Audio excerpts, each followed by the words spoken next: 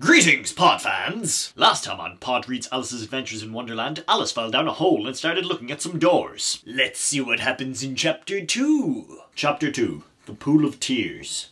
Curiouser and curiouser, cried Alice. She was so much surprised that for the moment she quite forgot how to speak good English. Now I'm opening out like the largest telescope that ever was. Goodbye, feet. For when she looked down at her feet, they seemed to be almost out of sight. They were getting so far off. Oh, my poor little feet. I wonder who will put on your shoes and stockings for you now, my dears. I'm sure I shan't be able. I shall be a great deal too far off to trouble myself about you. You must manage the best way you can. But I must be kind to them, thought Alice, or perhaps they won't walk the way I want to. Let me see.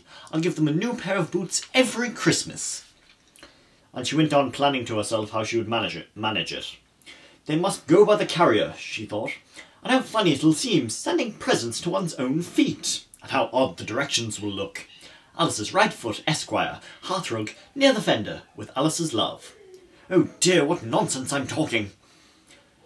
Just then her head struck against the roof of the hall. In fact, she was now more than 9 feet high, and she at once took up the little golden key and hurried off to the garden door.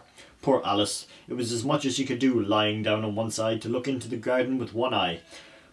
But to get through was more hopeless than ever. She sat down and began to cry again. You ought to be ashamed of yourself, said Alice. A great girl like you, she might as well say this, to go on crying in this way. Stop this moment, I tell you. But she went on all the same, shedding gallons of tears until there was a large pool all around her, about 4 inches deep and reaching half down the hall. After a time she heard a little pattering of feet in the distance, and she hastily dried her eyes to see what was coming.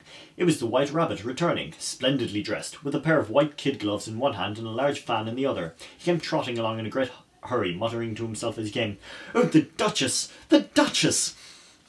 Oh, won't you be savage if I've kept her waiting?" Alice felt so desperate that she was ready to ask help of anyone. So when the rabbit came near her, she began in a low, timid voice, "If you please, sir." The rabbit started violently, dropped the white kid gloves and the fan, and scurried away into the darkness as hard as he could. Alice took up the fan and gloves, and as the hall was very hot, she kept fanning herself all the time as she went on talking. Dear, dear, how queer everything is today, and yesterday things went on just as usual. I wonder if I've changed during the night. Let me think. Was I the same when I got up this morning? I almost think I can remember feeling a little different. But if I'm not the same, the next question is, who in the world am I? Ah, that's the great puzzle. And she began thinking over all the children she knew that were the same age as herself, to see if she could have changed for any of them. I'm sure I'm not Ada, she said, for her hair goes in long ringlets, and mine doesn't go in ringlets at all. And I'm sure I can't be Mabel, for I know all sorts of things, and she knows such a very little. Besides, she's she, and I'm I. And oh dear, how puzzling it all is. I'll try if I know all the things I used to. Let me see. 4 times 5 is 12, 4 times 6 is 13, and 4 times 7 is... Oh dear, I shall never get to 20 at this rate. However, the multiplication table doesn't signify. Let's try geography. London is the capital of Paris, and Paris is the capital of Rome, and Rome... No, that's all wrong. I'm certain I must have been changed for Mabel. I'll try and say, how doth the little... And she crossed her hands on her lap as if she was saying lessons and began to repeat it, but her voice sounded hoarse and strange, and the words did not come out the same they used to. How doth the little crocodile improve his shining tail, and pour the waters of the Nile on every golden scale? How cheerfully he seems to grin, how neatly spread his claws, and welcome little fishes in with gently smiling jaws. I'm sure those are not the right words, said poor Alice. Her eyes filled with tears again, and she went on. I must be Mabel after all, and I shall have to go and live in that poky little house and have next to no toys to play with, and, oh, ever so many lessons to learn. No, I've made up my mind about it. If I'm Mabel, I'll stay down here. It shall be no use their putting their heads down and saying, Come up again, dear. I shall only look up and say, Who am I then? Tell me that first, and then, if I like being that person, I'll come up. If not, I'll stay down here till I'm somebody else. But, oh dear, cried Alice with a sudden burst of tears, I do wish they would put their heads down. I'm so very tired of being all alone here. As she said this, she looked down at her hands, and she was surprised to see that she had put on one of the rabbit's little white kid gloves while she was talking. How can I have done that? she thought. I must be growing small again. She got up and went to the table to measure herself by it, and found that, as nearly as she could guess, she was now about 2 feet high, and was going on shrinking rapidly. She soon found out that the cause of this was the fan she was holding. She dropped it hastily, just in time to avoid shrinking away altogether. That was a narrow escape, said Alice, a good deal frightened at the sudden change, but glad to find herself still in existence. And now for the garden. And she ran with all speed back to the little door, but alas, the little door was shut again, and the little golden key was lying on the glass table as before. And things are worse than ever, thought the poor child, for I never was so small as this before, and I declare it's too bad that it is.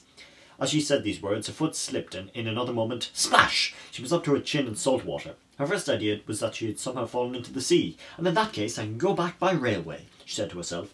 Alice had been to the seaside once in her life, and had come to the general conclusion that wherever you go on the English coast you'll find a number of bathing machines in the sea, some children digging in the sand with wooden spades, then a row of lodging houses, and behind them a railway station.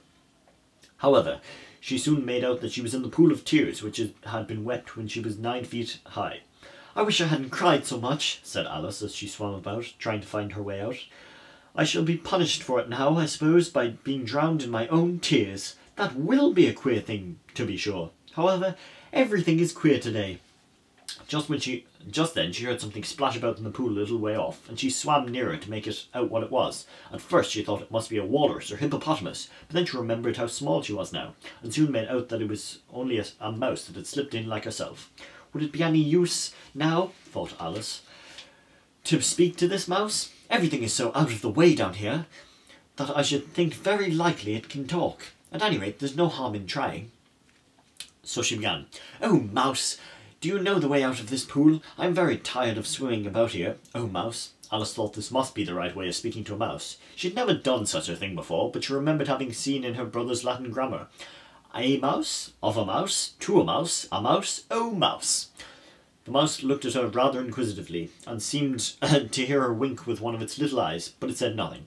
Perhaps it doesn't speak English, thought Alice. I dare say it's a French mouse, come over with William the Conqueror. For, with all her knowledge of history, Alice has no clear notation of how long ago anything had happened. She began again, Où est ma chat? Which was the first sentence in a French lesson book. The mouse gave a sudden leap out of the water, and seemed to quiver all over with fright. Oh, I beg your pardon, cried Alice hastily, afraid that she had hurt the poor animal's feelings. I quite forgot you didn't like cats. Not like cats, cried the mouse in a shrill, passionate voice. Would you like cats if you were me? Well, I perhaps not, said Alice in a soothing tone. Don't be angry about it. And yet I wish I could show you our cat Dina. I think you'd take a fancy to cats if you could only see her. She's such a dear quiet thing, Alice went on half to herself as she swam lazily about in the pool. And she sits purring so nicely by the fire, licking her paws and washing her face.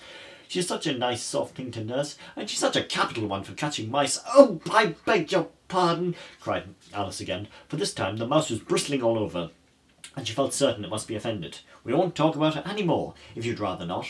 We indeed, cried the mouse, who was trembling down to the end of his tail. As if I would talk on such a subject. Our family has always hated cats. Nasty, low, vulgar things. Don't let me hear the name again. I won't indeed, cried Alice in a great hurry to change the subject of conversation. Are you fond of dogs? The mouse did not answer. So Alice went on eagerly. There's such a nice little dog near our house. I should like to show you. A little bright-eyed terrier, you know, and oh, such a long curly brown hair. Little fetch things when you throw them. It'll sit up and beg for its dinner and all sorts of things. Can't remember half of them. But it belongs to a farmer, you know, and he says it's so useful it's worth £100. He says it kills all the rats and... Oh dear, cried Alice in a sorrowful tone. I'm afraid we've offended it again, for the mouse was swimming away from her as hard as it could go, and making quite a commotion in the pool as it went. So she called softly after it. Mouse dear, do come back again, and we won't talk about cats or dogs either, if you don't like them. When the mouse heard this, it turned around and swam slowly back to her, its face quite pale, with passion, Alice thought, and it said in a low trembling voice, Let us get to shore, and then I'll tell you my history, and you'll understand why I hate cats and dogs. It was a high time to go, for the pool was getting quite crowded with the birds and animals that had fallen into it. There were a duck and a dodo, a lorry and eaglet, and several other curious creatures. Alice led the way, and the whole party swam to the shore. What will happen next? Will the mouse kill Alice for her insolence? Will the dodo speak? And will I be able to make a video next Thursday? Probably not. Sorry. There should be more on that tomorrow. Slán.